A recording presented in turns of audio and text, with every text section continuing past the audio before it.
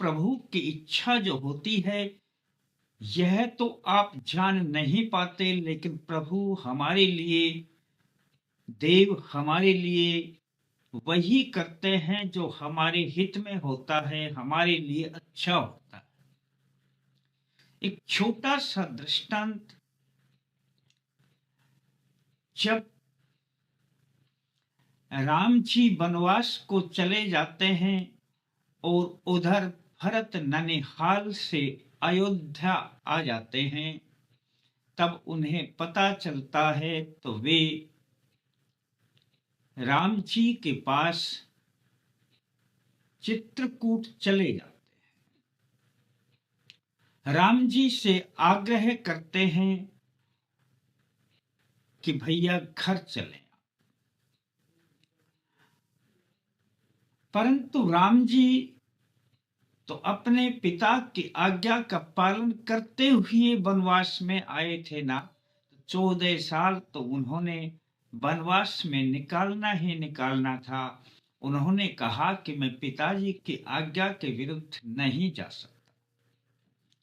तब भरत ने कहा तो भाई ठीक है, हम भी यहीं पर रह जाते हैं, मैं भी घर पर नहीं जाता। राम जी के बार बार समझाने पर भी भरत अपनी जिद पर अड़े रहे कि हम यहीं आपके साथ ही रहे हैं, तो हमें आपकी सेवा करने दो। लक्ष्मण भाई भी जब आपके साथ हैं तो मेरे को साथ रखने में क्या ऐतराज है। परंतु राम जी उनको समझाते रहे कि आपको अयोध्या जाना है और वहां पर राज करना है और अपने लोगों की सेवा करनी है और एक अच्छा शासन करके दिखाना है। लोगों को आपकी जरूरत है। अयोध्या वासी के पास अगर राजा नहीं होगा तो वे कैसे रहें। तब भरत ने कहा कि प्रभु, फिर आप ऐसा कीजिए कि जो आपको अच्छा लगे वही मैं करूंगा और आपकी आज्ञा का पालन करूंगा। यहाँ पर यह जो चौपाई आती है रामचरितमानस की, दोस्तों यह चौपाई यदि आप किसी भी देव की प्रार्थना करते हैं, मंत्र करते हैं और आप चाहे कुछ भी ना मांगे, पर ये चौपाई यदि 3 बार पढ़ दें उनकी प्रार्थना करने के बाद, या किसी भी देव का ध्यान करते हैं और इस चौपाई को 3 बार पढ़ देते हैं, तो समझ लेना कि आपके लिए जो अच्छा होगा वही आपके देव करेंगे। अब जरूरी नहीं है कि राम जी ही आप पर कृपा करेंगे, आप पर किसी भी देव की कृपा आएगी जिस देव की आप पूजा करते हैं, जिस देव का आप ध्यान करते हैं, जो आपके इष्ट हैं। यह कृपा आपकी किसी भी देव से आ सकती है और चौपाई यही काम करेगी।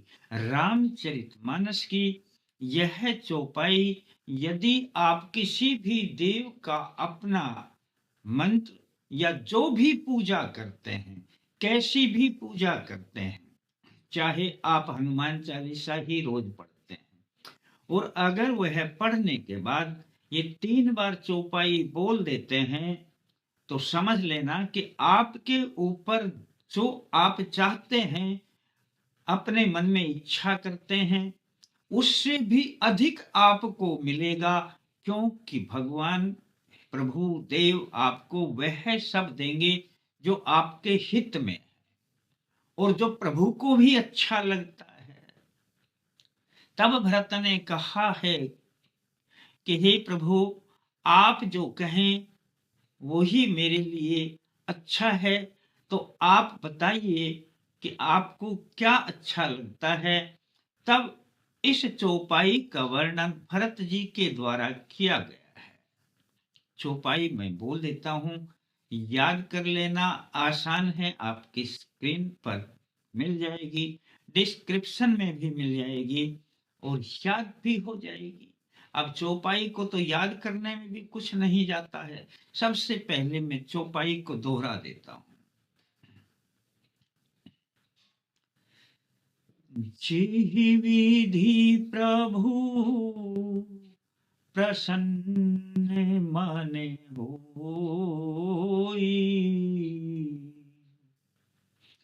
करुणा सागर की जय सोई।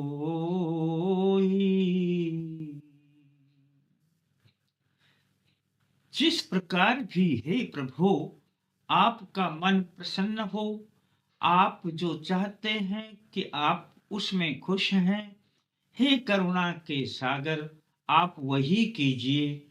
तो तब राम जी उन्हें अपनी पादुका देते हैं और कहते हैं कि ये पादुका ले जाएं और इन्हें मेरी ही मूर्त समझ करके और शासन चलाएं। दोस्तों, उन्होंने अपने सर पर पादुकाओं को रखा और राम जी से विदा ली। दोस्तों, राम जी ने जो किया वह भरत के लिए बड़ा शुभ था और भरत के लिए वही अच्छा था। इसी प्रकार से यदि आप कोई भी किसी भी देव की यदि मंत्र करते हैं, प्रार्थना करते हैं, कुछ भी करते हैं, आप जो पढ़ते हैं, किसी देव की जो अर्जी लगाते हैं, यानी उनसे कुछ मांगते हैं, तो मांगने के बाद भी चाहे ये 3 चौपाई बोल देना, 3 बार इस चौपाई को बोल देना, और यदि कुछ भी ना मांगे तब भी आप किसी भी देव की प्रार्थना करके यदि यह 3 चौपाई पढ़ देंगे तो दोस्तों आपको सब कुछ मिलेगा जो आपके लिए अच्छा है। और यदि आप किसी देवी की पूजा नहीं करते हैं तब भी कोई फर्क नहीं पड़ता। आप बस अपने पूजा स्थान में जब भी जाते हैं तब यह चौपाई पढ़ेंगे, तब राम जी की और हनुमान जी की अपने आप कृपा आने लगी। उस वक्त जब आप किसी देव की आराधना नहीं करते तब यह चौपाई राम जी के लिए काम करेगी। और यदि आप किसी देव की आराधना करते हैं तो किसी भी देव का मंत्र पढ़ने के बाद भी यह चौपाई बोल देना 3 बार, दोस्तों आपको वो मिलेगा जो आपके लिए बेहद अच्छा है, जो प्रभु की इच्छा है। और छोड़ दें, प्रभु आपके घट घट की जानने वाले हैं और आपके दिल में क्या है प्रभु अच्छी तरीके से जानते हैं। करें और इसका लाभ उठाएं। अच्छा लगता है तो किसी को बता दें। एक काम तो जरूर कर लिया करें, जो नए प्रेमी इस वीडियो को देखते हैं सब्सक्राइब करके घंटी का बटन दबा दें